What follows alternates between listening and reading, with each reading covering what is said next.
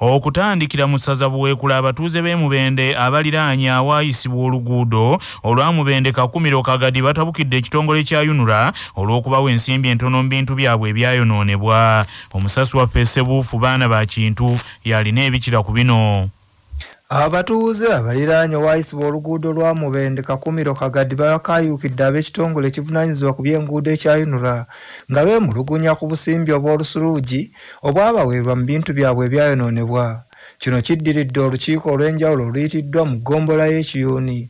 Abatuuze mwe baviiriddeyo ne bategeeza nti beewuunya okulaba ng'ekitongole kya UNRA kyababalirira ne kibawa obusimbi butono nnyo ddala ne bawa ekyokulabirako ekyo ennyumba zaabwe ezaamenyebwa ez'ebisenge 3 n'okudda waggulu ze babawamu obukadde 2 Bannyonnyodde nti kino kyabanyigiriza bya nsusso nti kubanga obusimbi obwabaweebwa butono nnyo ddala nga tebujja mu bintu byabwe bye baayonoona bw'abatyo kwe kulaajanira ab'ekitongole ekya UNRA okuddamu okubalirira ebintu byabwe era babawe ensimbi ezitegeerekeka. Bategeezezza nti ekyennaku kwe kulaba nga ne poloti zaabwe zonna ezitaalimu bizimbe zonna zaasaanyizibwawo abakola oluguudo nga baasooka ne bapima nga balaga nti zigenda sigalawo ne babawa empapula okussaako emikono. Bwe baamala okussaako emikono poloti zonna ne bazitwala so nga olubereberye baali bazeebalamye bwe baali nga tebannassa mikono ku mpapula. Ye avunaanyizibwa ku by'okubalirira mu kitongole ekya UNRA Juliet Oyera ategeezezza nti kino ekiseera kye beemulugunyizza mu kituufu nti kubanga eyakwasibwa omulimu gw'okukola oluguudo luno tannava mu kitundu nti era bagenda kuddamu batunuulire ensonga zino ez'abatuuze ze beemulugunyaako balabe nga baddamu okubaliyirira. The contract is still under what we call defect liability period, and in this period this is when the contractor is mandated to correct everything that did not go right. If the road gets spoiled, he has to fix it. If there is issues of access and all that was not done, when they are assessed and they are supposed to be done, he's instructed to be able to correct before he gets his final payment, which will be after this payment. Ssebuufu Baana ba Kintu, CBS FM e Mubende. Ate mu ssaza Gomba abatuuze ku byalo ebikola omuluka gw'ematongo mu ggombolola y'e Kabulasoke mu disitulikiti ey'e Gomba banyiivu olwagambibwa okuba omujaasi w'eggye lya UPDF gwe balumiriza nti yagula olusozi olw'omu kitundu n'alusenda nga kaakana amazzi ga mukoka gonna gasibira mu nju zaabwe. Omusasi waffe Patrick Serugo yalina ebikira ku bino.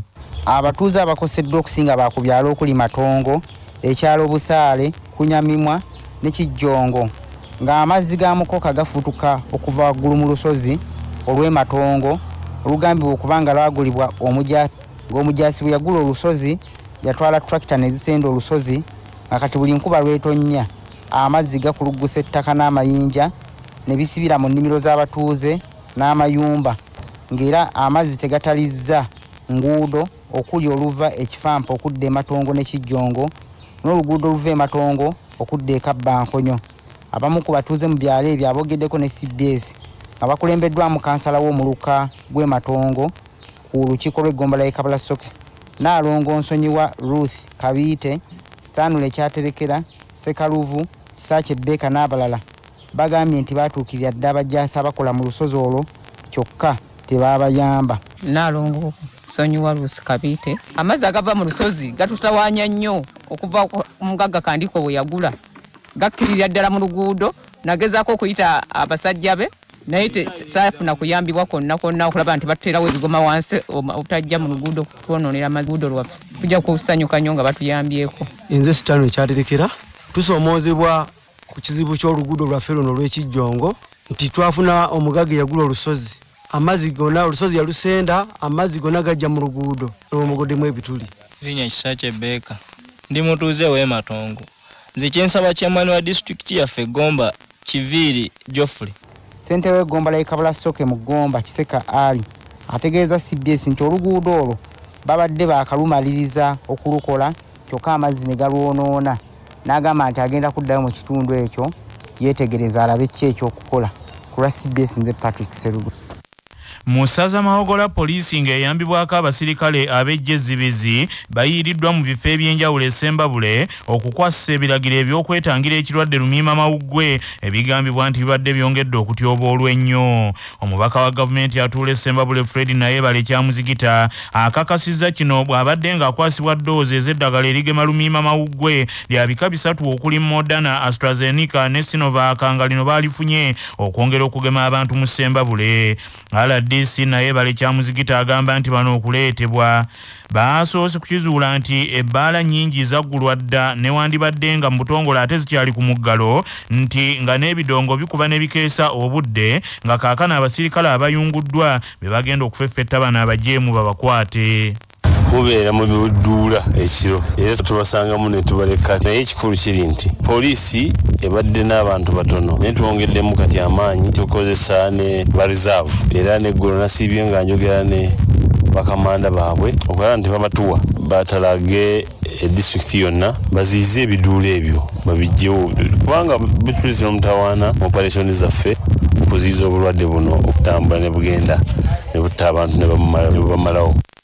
Nyini ntebe wa district y'e Ssembabule Patrick Nkalubo asabye abantu nti bamanye bulungi nti okwogemesa kulimu emiganyulo era bateeke mu nkola amateeka minisitule y'ebyobulamu ge yateekawo okwetangira lumiimamawuggwe. Olowooza nti baba walana gwe ng'omuntu baba bateekawo puroguramu gye tusobola okuyitamu okweziiza obulwadde buno. Tekijja kukuyamba gwe okgenda mu maaso nga tebannabagema basomesa nga tebannabagema abantu abeetaagisa okugema gwe okuleeta abaana bo n'obatwala ku ssomero ate obulwadde ne bubakwatirayo ate ne baggalawo nga luli baggalawo abaana ne badda mu byalo ne baleeta obulwadde. N'olwekyo ndowooza buli omu kyandibadde kirungi n'atambulira ku mateeka ga gavumenti ku puroguramu ya minisitule ya health ku guidelines zonna zeeweereza okulaba nti bwe bagamba nti tuggulewo ne tulyoka kubanga tulina kyogenda kufuna mu biduula okusula mu bidongo okusula mu mazina enkeera n'ovaayo n'obulwadde ne bukutta n'obutwalira mukyalawo ne bumutta n'obutwalira omukadde wo ne bumutta. So ndowooza twegendereze. Bakansala abakiika ku lukiiko lwa disitulikiti y'e Kalungu mu ssaza Buddu bali mu kutya olw'engeri obutonde bw'ensi gye butyoboolwamu ku misinde emiyitirivu nga kiteeka disitulikiti y'e Kalungu mu katyabaga ne basaba gavumenti ekolewo ekyamangu ku mbeera eno. Abakiise bano basinzidde mu lukiiko olw'okuba ttooki mu mbalirira y'ensimbi eya disitulikiti eyo nga bakubaganya ebirowoozo ku ebyo ebirina okuteekebwa mu mbalirira n'okuteekako essira ne bagamba nti gavumenti eremereddwa okukoma ku bantu abasaanyawo ebifo eby'entobazi mu Kalungu n'ebirala byonna ebyandibadde bikuuma obutonde bw'ensi. Nze Sekalema Vincent kansala kiikira kya Mulibwa Town Council ku district. Tulina ekizibu gavumenti tefuddeyo kutuyamba. Mwaka gwa 1995 Ssekabaka Muteesa yasalawo naawe abantu ba Kyamulibwa ne Lwabenge ddamu 2 Mukyungirwa ne Lwamabanda. Tulina ekizibu nti naddala ddamu ya Mukyungirwa waliwo abantu abagyesenzaamu obudde buno bagisumulula n'etambula amazzi ne gagenda tugenda okwesanga ng'enzizi zonna ezirinaanyeewo zikaze. Kitegeeza nti abantu nga 5 bakozesa ddamu eyo wabula bafiiriza abantu abali mu 1000. Mugunga Sulaiman Madada kansala akiikirira Bukulula. Okusomoozebwa okwange kwensanze ng'ate gavumenti mu kukuuma obutonde bw'ensi yeeyongedde ate okwonoona kubejja n'etunda n'erizinga ebisaalu n'ebiguza abantu abalala ate n'etayagala kubaganya bakoleremu. Nanyanza Irene Mwebe kansala akiikirira Lukaya Town Council ku district e Kalungu asabye nti mu mbalirira y'omwaka ogujja essira district eriteeke ku byenjigiriza ng'ezimbira amasomero kaabuyonjo n'ebibiina ebiwerako n'agamba nti amasomero mangi e Kalungu gali mu mbeera mbi. Naye nze mbadde nsaba nti mu byenjigiriza bino tubiteekemu nnyo omula kubanga bikubiddwa nnyo COVID. Kyetaaga batubanga tuzzeemu okusoma ate district mu bajeti yaayo etekenye essira ku masomero kubanga kati amaanyi agalina okuteekebwamu abaana okulabika nti baddamu okufuna ekyo kye baafiirwa g'amaanyi nnyo. Abaana kati ababadde batuula wansi. Essomero eriri mu Wakiso liriko wala ddala ng'abavubuka tebasobola kutuukayo nga kibaviirako okuwanduka mu masomero ne beenyigira bikolwa ebimenya amateeka. Balondowamu biki ebiruma abantu walayi tebalowooza nnyo ku bavubuka. Tulina abavubuka abasukka mu 13 naye bw'ogendera n'olaba nti abakyayagala okusoma bangi n'abakula bangi. Mu Wakiso Town Council tulinamu essomero lya gavumenti lirimu ye Kasenge JSS. Tulina obuzibu bunene nnyo okutambula okuva essala okuva ekkona okutuuka mu budde kusomera e Kasenge singa at least bakama baffe ba technical meya mutulowoozaako ng'eno wakiseeyero mu east ne tufunirayo secondary school emu osanga tujja kuyamba kukulakulanya ebyenjigiriza by'abavubuka mu Wakiso n'ensonga endala ffe ng'abavubuka twetaagayo ebbanguliro lya tekinika ery'ebyemikono mukirowoozeeko mangu bannaye abavubuka twenyingira nnyo bye tweyita tuzimba kuzannya zzaala. Mu lukuŋŋaana luno bannyini ntebe b'ebyalo mu bitundu eby'ewakiso ekibuga n'abatuuze basabye nti mu mbalirira eno babakolera enguudo n'okuteeka essira kubayoolera kasasiro. Oluguudo olwo lwa mugaso singa luba lukoleeki lukoleddwa bulungi twekuyamba ku bayizi baffe abalima n'akatini ebirala era nga tufunamu ne bafunamu kasente naffe omusolo mubeera nga tusobola okudda. So tusaba meeya oluguudo luno lutuyambibweko zonna ssatu nga bwe ziriwo mukama wange ebinnyo zitusobola n'okutuswaza abantu tebakyayira abantu era tebakyayira tubakite kumanya kasasiro eryemu abo nabo naffe bayenda balonzi bwe balimu. Amyuka Tawuni Kiraako wa Wakiso Tawuni Council Carolina Nabakiibi ategeezezza nti tebaasobodde kukola bulungi mirimu omwaka guno olw'ekirwadde lumiima mawuggwe ekyazingako ensi.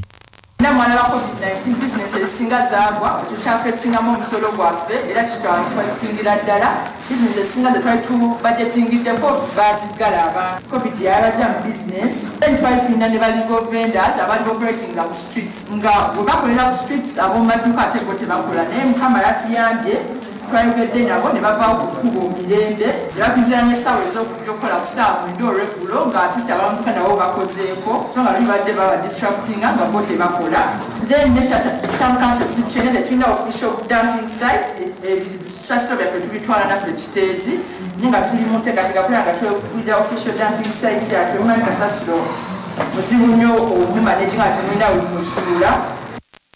Meya wa Tawuni Council y'Ewakiso Fredson Mukalazi asabye bannyini ntebe ab'ebyalo bakunga abantu bawe omusolo kibayambe nabo okufuna ebitundu 25 ku buli 100 ebirina okudda ku byalo baleme kuviiramu awo. Tuza ku byalo naye kirungi nnyo kandi tibweko ne ku kyalo kyemugenda okukola ki enkozesa gyemugenda okukozesa sente za 25%. Abataziranze mu bwerufu tebazikozesezaamu nammwe mu kumobilizinga omusolo gwe mufunako 25%. Kisaana mugwenyigire mu ffere tuleme kusigalayo kubanga bwe tusolooza buli kyalo kwe tubatiza. Musaza Buddu district y'e Bukomansimbi eyiseyise mu ebyo bye yakatambuzaako mu mwaka gw'ebyensimbi ogusookedde ddala mu kisanja kino wakati mu kuwanjagira gavumenti ebongere ku nsimbi zeebawa kubanga ebyetaago bingi. Guno gwe mwaka gw'ebyensimbi ogusooka mu kisanja kino ng'ab'e Bukomansimbi balaze bye batuuseeko omuli okulongoosa ebyuma ebifukirira ennimiro okumaliriza labalatule ku malwaliro 2 okuli Butenga ne Kitanda okukola enguudo wamu n'emisomo gy'abakulembeze. Bino byonna biragiddwa abakulembeze abalonde abakulembeze ab'eddiini wamu n'abo abakwatibwako ensonga abalala mu lukiiko lw'okukubaganya ebirowoozo ku ebyo ebinaakolebwa mu mwaka gw'ebyensimbi ogujja budget conference. Nnyini entebe wa disitulikiti y'e Bukomansimbi mu Nanuupu Fred Nyenje Kayiira ategeezezza nti eno ntandikwa kubanga bagenda kukola bakyuse ekifaananyi ekya disitulikiti y'e Bukomansimbi n'asaba buli omu abeere kalabalaba eri ekikoleddwa n'ebyo ebigenda okukolebwa. Ke kaseera tugenda okuggyayo ensonga zino zonna muffe kati mu kaseera ke tubaddewo tulira buli omu kyava kuba mu kitundu kirina representative amanye ekiri mu kitundu kye tugenda bikubaganyako ebirowoozo tulabe ani ali obubi ennyo ani ali obulungibungiko mu buli sekita mu sekita ez'enjawulo. Abamu ku bakiise ku disitulikiti y'e Bukomansimbi basabye disitulikiti etandike okulowooza ku ky'okwezimbira ettendekero ery'ebyemikono wamu n'okuzimba ekifo we babudaabudira abaana ababa bafunye obuzibu omuli n'okusobezebwako ku masomero. Ebirowoozo bibiri twandibadde mu education tutandika okulowooza okuzimba tekiniko mu Bukomansimbi. Ekyokubiri nandirowoozezza nakyo kiba mu Health Butenga tulina ekifo ekibudaabuda bandikyongedde oba okukigaziya okubudabuda abaana baffe bakwatiddwa basobezebwako n'abalina akawuka k'ensiri mu mbeera eyo. Bannaffe amawulire agavudde mu bitundu bya Buganda bwe gatyo bwe gagenze tova ku laadiyo ey'obujjajja.